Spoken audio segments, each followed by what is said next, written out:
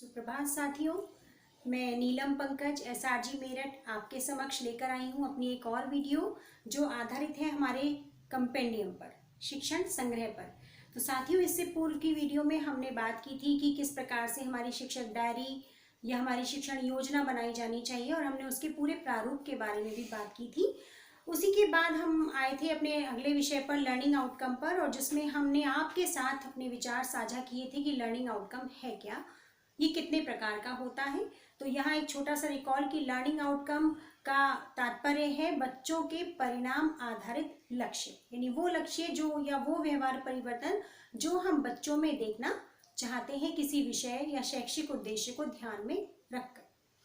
तो सरल शब्दों में ये कह सकते हैं कि जो भी एक टीचर क्लासरूम में पढ़ा रहा है उसे पढ़ाने से पूर्व बच्चों के स्तर को आकलित करना होगा। उसके पश्चात ही वो अपनी शिक्षण योजना का निर्माण करे, अपनी शिक्षण प्रविधियों का चयन करे। तो इसी में साथ ये प्रश्न उठता है कि शिक्षण संबंधी जो भी प्रक्रिया हम संपादित कर रहे हैं उस पूरी प्रक्रिया में हम लर्निंग आउटकम को बच्चों के अंदर कैसे हम संप्रेषित करें, किस प्रकार से उनको सिखाएं कि बच्चे अपने लर्निंग आउटकम को प्राप्त कर सकें।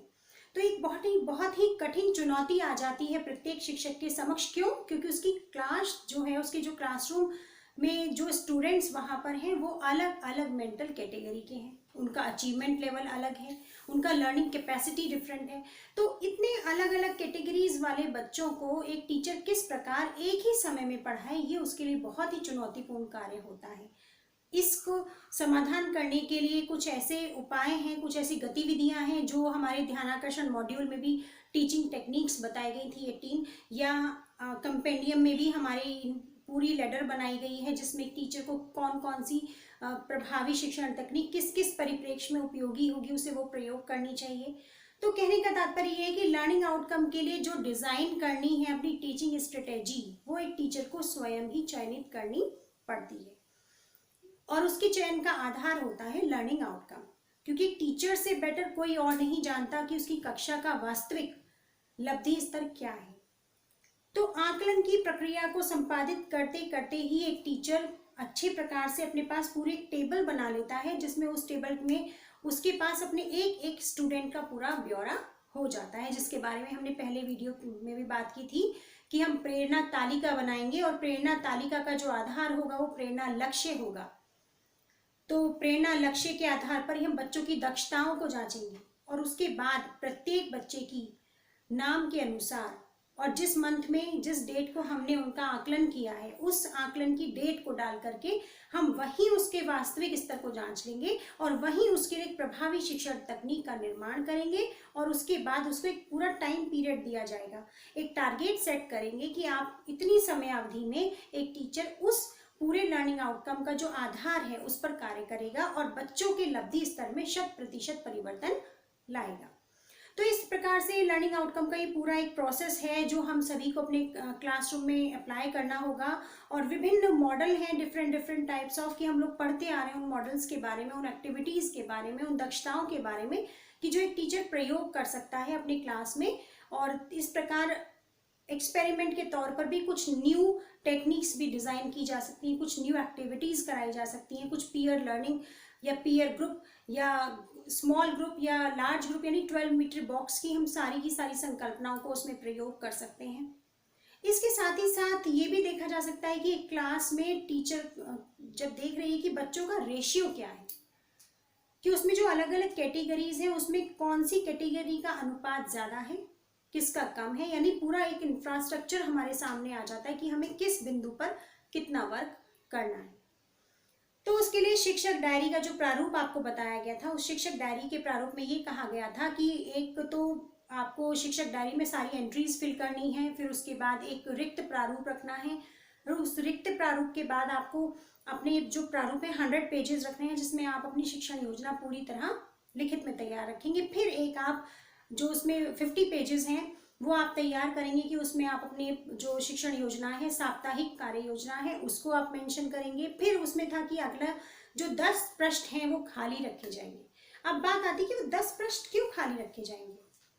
तो जिस प्रकार से हमने लर्निंग आउटकम की बात की भाषा और गणित में, तो ये हुआ कि हमें बच्चों को समझ के स्तर से सृजन के स्तर तक लेकर जाना है, उनकी कल्पनाशीलता को बढ़ाना है। तो 10 पेजेस टीचर की स्वयं की कल्पनाशीलता को बढ़ाने के लिए है कि अपने क्लासरूम की आवश्यकताओं को वो समझे, वो जाने, उसके आधार पर वो तकनीक का निर्धारण करे और उसके बाद उन तकनीक का प्रयोग अपनी कक्षा में करे और उस तकनीक का प्रयोग करने के बाद उसके क्या क्या परिणाम आते हैं, उन सारे परिणामों को अपनी शिक्षक डायरी में वो अंकित करें। तो इस प्रकार से हमारे पास डे बाय डे हमारे पास सारा डाटा तैयार होता चला जाता है और उस डाटा के आधार पर हम ये प्रयास करते हैं कि हमारी हर अगली शिक्षण तकनीक उससे जुड़ जाए। इसी के साथ साथ अगर हम बात करें कि हम लर्निंग आउटकम को किस प्रकार कल्टीवेट कर सकते हैं, किस प्रकार अपने टारगेट को हम अटेन कर सकते हैं, प्राप्त कर सकते हैं, तो इसके लिए हमें धीरे धीरे स्टेप बाय स्टेप चलना होगा, बहुत पेशेंस के साथ। तो यहाँ पर हमारा जो टीचिंग साइकिल है वो हमारे इस पूरे स्तर को संपूर्ण करने में बहुत सहायक हो सकता है, क्योंकि हमारे उस टीचिंग साइकिल में हम सबसे पहले इंट्रोडक्शन की अवधारणा पर जाते हैं कि बच्चा कैसा है, क्या उसकी रिक्वायरमेंट है, क्या उसका वर्तमान स्तर है, कितना अभी हमें उस पर वर्क करना है। तो इंट्रोडक्शन में ही हमारे पास सारी चीज़ आ जाती है। फिर हम एक पूरी प्रक्रिया संपादित करते हैं कि हमारे पास पूरा एक बेस लाइन आ गई है, उसके बाद हमारी ये कार्य योजना है, हम इस पूरी कार्य योजना को पूरे परिपूर्ण कर रहे हैं, क्लासरूम में उसको प्रयोग कर रहे हैं। उसके बाद प्रोसेस से गुजरने के बाद हम आकलन की प्रक्रिया पर आते हैं। अब आकलन की प्रक्रिया में हमें देखते हैं कि बच्चा कौन सी कैटेगरी में स्लो लर्नर है कि फास्ट लर्नर है, हाइपर एक्टिव है, या बच्चे को कहीं कोई समस्या तो नहीं। उसके पश्चात हम ये डिसाइड करते हैं कि क्या हमें ऐसे बच्चों के लिए रेमेडियल टीचिंग करनी चाहिए प्लान, या फिर हमें उनके लिए एनरिचमेंट जो स्ट्रेटेजीज हैं, वो संवर्धन की क्रियाएं हैं, तकनीक है, उनको प्रयोग करना चाहिए। तो कुल मिलाकर ये क्लासरूम एक पूरा साइकिल चलता रहता है और लर्निंग आउटकम हम उसी प्रकार से प्राप्त करने का प्रयास करते हैं। अब बारी आती है कि कौन सी और ऐसी टेक्निक हो सकती है। तो 18 जब टीचिंग टेक्निक के बारे में हमने बात की थी तो उसमें हमने नवाचारी गतिविधियों का जिक्र किया था और उस नवाचारी गतिविधियों में हमने आईसीटी को भी लिया था। तो आईसीटी का प्रयोग हम करें अपने भौतिक परिवेश,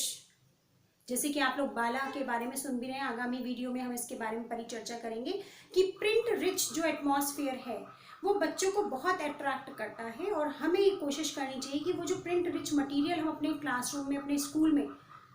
लगा रहे हैं, अटैच कर रहे हैं, डेकोरेट कर रहे हैं, वो कहीं ना कहीं हमारे बच्चों को अट्रैक्ट करे और बच्चों को शिक्षण की प्रक्रिया से जोड़ने का कार्य करे। खाली समय में भी बच्चे उन चित्रों को देखकर, उन पैटर्न को देख करके सोचें, समझें, आपस में बातचीत करें, फिर वो किसी निष्कर्ष पर पहुंचे। तो ये भी एक लर्निंग प्रोसेस की पूरा का पूरा एक साइकिल है कि हम किस प्रकार से बच्चों को बातचीत, वार्तालाप, एक्सपेरिमेंट, प्रोजेक्ट, विचार विमर्श, डिसीजन मेकिंग, इन सब चीज़ों पे हम बच्चों को वर्क करवा रहे हैं। अब मेन उद्देश्य हमारा क्या है लर्निंग आउटकम का, कि हम बच्चों के अंदर अनुमान लगाना, उनकी तर्क शक्ति विकसित करना, समीक्षा करना, प्रस्तुतिकरण करना, प्रभावी संप्रेषण की कला को विकसित करना, साथ ही साथ समीक्षा के साथ प्रतिपुष्टि की अवधारणा को भी लाना। तो बच्चों के अंदर हमें ये सारी चीज़ें डेवलप करनी है और इन चीज़ों को डेवलप करने के लिए हमें छोटे छोटे निश्चित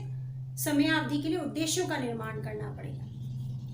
इन उद्देश्यों को पूरा करने के लिए सतत योजना बनानी पड़ेगी।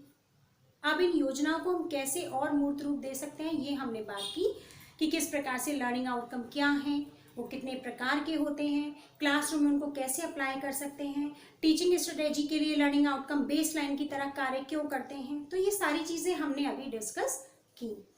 तो आई थिंक आपको इन सब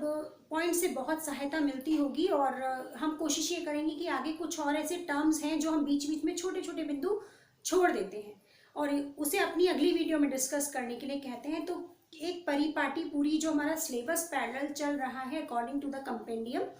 हम उसी के साथ साथ इन छोटे छोटे बिंदुओं पर भी स्पष्टीकरण करेंगे, आपस में बात करेंगे, एक दूसरे के विचार को जानेंगे, क्योंकि वीडियो के बाद जो मेरे पास कॉल्स आती हैं वो कॉल्स ही रियली फीडबैक होता है फॉर मी, और वो प्रॉब्लम सॉल्विंग जो एक सेशन हमारा ऑर्गेनाइज हो जाता है इन वीडियोस के बाद, वो भी हमारे लिए बहुत हेल्पफुल होता है और हमारे लिए अगली जो हमारी गाइडलाइन है उसको डिसाइड करने का कार्य करता है। तो अगली बार हम अपनी वीडियो में लेकर आएंगे कि आईसीटी का प्रयोग किस प्रकार से किया जा सकता है, बाला को हम किस प्रकार से सिंबॉलिकली अपने क्लासरूम में, अपने लर्निंग